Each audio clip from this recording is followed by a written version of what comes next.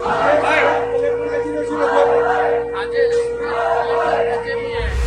મોટી સંખ્યામાં હિન્દુઓ એકત્રિત થયા છે, કારણ કે આજે ભારતની અંદર જે પશ્ચિમ બંગાળમાં હિન્દુઓ ઉપર અત્યાચાર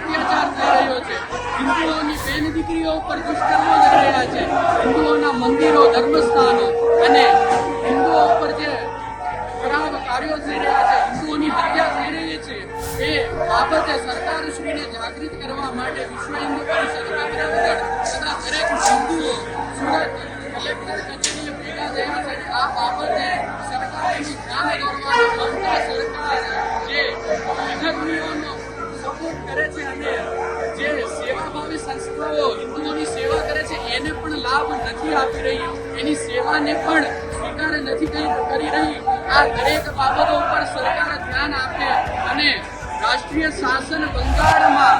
સ્થાપિત કરી હિન્દુઓની રક્ષા કરે, એ માટે આજે કલેક્ટર ઓફિસ